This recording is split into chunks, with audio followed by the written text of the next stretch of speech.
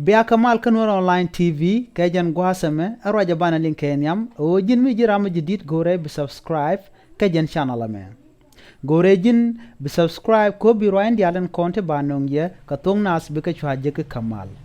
Nwar Online TV mnogo be roin dial ba ka nong nas ngije nas katongwan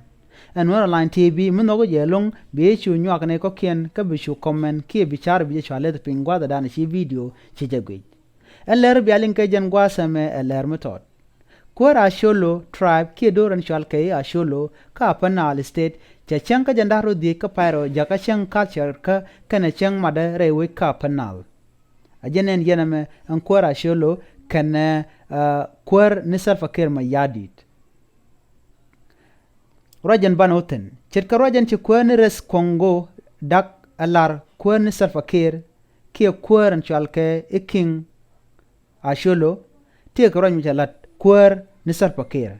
ka kwimala man gorano de nung re so Sudan ka changa jandaro de ka pyro ron kin da jandaro de Sholo community shika ka Dr. John Garang Mausoleum ka leri dien ka taslo dien ka kwar kir ti lo de tezan kwar Asholo ke kir ko chi kir tek da kan ko chi kir yen aljak mu waje nung ka ja gwaze chiral to ka ja ka panal lere kir lere jeta sloaje long ko chi kir shamchit kana ma chajalat ajana shatik de shaja ken a kwer kir ko kuja mo loy de tesa long ke kir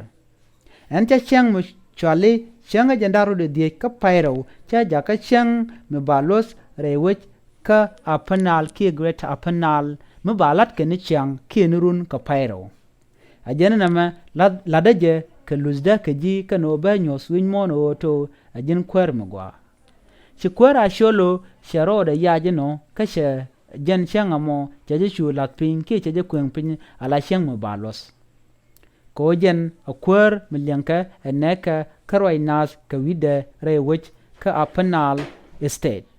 arwaja me ajarwaja dan ende nong yake jan gwasame mi jiram jidit ke pay jingni jan channel me gorejin bi subscribe